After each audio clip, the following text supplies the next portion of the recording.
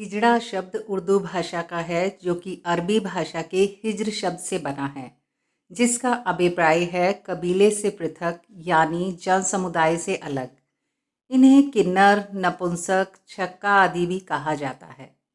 नमस्कार दोस्तों, मैं सुविधा गुप्ता आज आपके साथ हूँ अपने एक नए ब्लॉग के साथ, जिसका शीर्षक है हिजड़ा। भारत के प्राचीन इतिहास में हिजड़ों का समाज में एक सम्माननीय स्थान रहा है।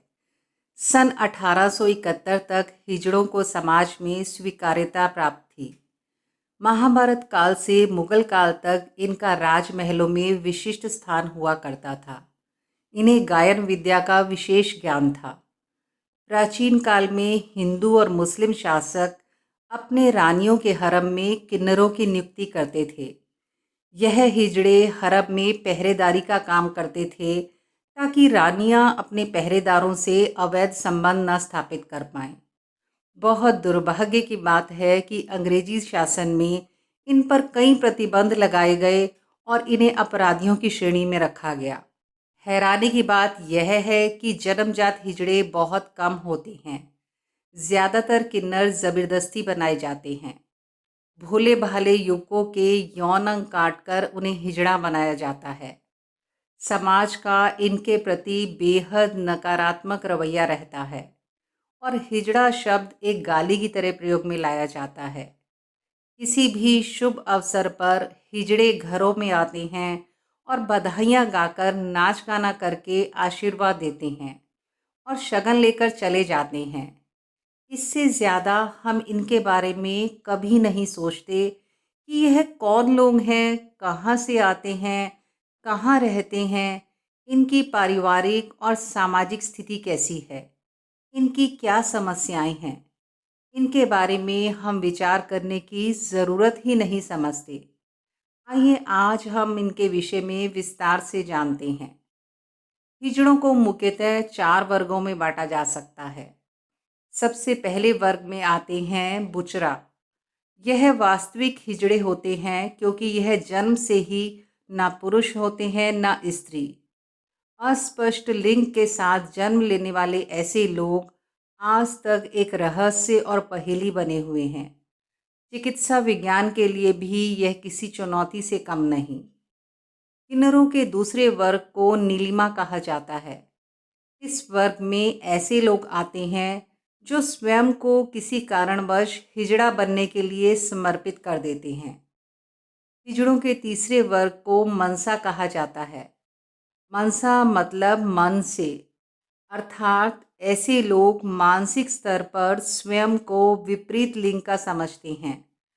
अर्थात यदि किसी ने पुरुष के रूप में जन्म लिया है और वह स्वयं को महिला समझता है, या फिर यदि किसी ने महिला के रूप में जन्म लिया है और वह स्वयं को पुरुष समझती है, समाज में इनकी भावनाओं को मान्यता ना मिल पाने के कारण यह लोग स्वयं को किन्नर समाज को समर्पित कर देते हैं। किन्नरों के चौथे वर्ग को हंसा कहा जाता है। इसमें ऐसे लोग आते हैं जो शारीरिक कमी या नपुंसकता आदि के कारण हिजड़े बन जाते हैं। वैसे इसके अलावा भी 2 अन्य तरह के हिजड़े होते हैं, अबुआ और छिबरा। अबुआ ऐसे लोग होते हैं जो वास्तव में पुरुष होते हैं लेकिन धन के लालच में हिजड़े का स्वांग रखते हैं, या यूं कहिए कुछ लोगों को पैसा कमाने की इतनी मजबूरी आन पड़ती है कि उन्हें हिजड़े का रूप रखना पड़ता है। छिबरा ऐसे लोगों को कहा जाता है जिनको जबरदस्ती हिजड़ा बनाया जाता है। कई लोग आपसी दुश्मनी के चलते बच्चों या जवान पुरुषों के लिंग काटकर उन्हें हिजड़ा बना देते हैं। यह सच में बेहद शर्मनाक और दुखदाई परिस्थिति है। जो लोग भोले भाले लोगों को अपने स्वार्थवश या किसी दुश्मनी के चलते हिजड़ा बना देते हैं, उन्हें सरकार की तरफ से सख्त और अधिक से अधिक दंड मिलना चाहिए। कोई ऐसे कैसे अमानवीय कृत्य करके बच सकता है? ऐसे अपराध की कोई क्षमा नहीं होनी चाहिए। जीविका अर्जन यानी अपनी रोजी रोटी चलाने के लिए आज भी यह वर्ग शादी विवाह या बच्चे के जन्म पर मिले रुपयों पैसों से अपनी जीविका चलाने के लिए मजबूर है। शिक्षा का अभाव और सामाजिक सम्मान ना मिलने के कारण यह लोग बहुत पिछड़ गए हैं और इसी वजह से इन्हें नौकरियां भी नहीं मिल पाती। 2011 की जनगणना के अनुसार भारत में 4 से 4.5 लाख किन्नर हैं। इसमें आधे से ज़्यादा नकली स्वांग करने वाले हिजड़े हैं। करीब 2 लाख में 400 हिजड़े जन्मजात हिजड़े यानी बुचरा हैं। शेष मनसा या हंसा हैं। लगभग 70,000 हिजड़े ऐसे हैं जिन्हें छोटे से ऑपरेशन से पुरुष या स्त्री बनाया जा सकता है। अप्रैल 2015 में उच्चतम न्यायालय ने किन्नरों को तीसरे लिंग की मान्यता प्रदान की है। अंत में मैं यही कहना चाहूँगी, लिंग के आधार पर किसी के साथ किए जाने वाले भेदभाव को लैंगिक असमानता कहा जाता है। स्त्री पुरुष के सहयोग से उत्पन्न होने वाली संतान जब नेचुरल यानी प्राकृतिक तरीके से लिंग विकृति का शिकार होकर जन्म लेती है, तब समाज उसके साथ भेदभाव करता है, जो सर्वथा अनुचित है।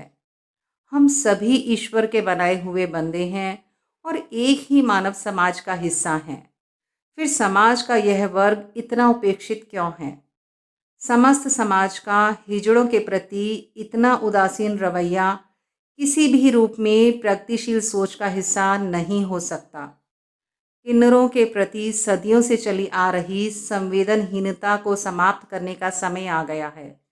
इस पिछड़े वर्ग को बराबरी का अधिकार देने और मुख्य धारा से जोड़ने का हर संभव प्रयास व्यक्तिगत और सामाजिक स्तर पर होना चाहिए। हाँ, इस विषय में आपके क्या विचार हैं? कमेंट सेक्शन में कमेंट करके ज़रूर बताइएगा।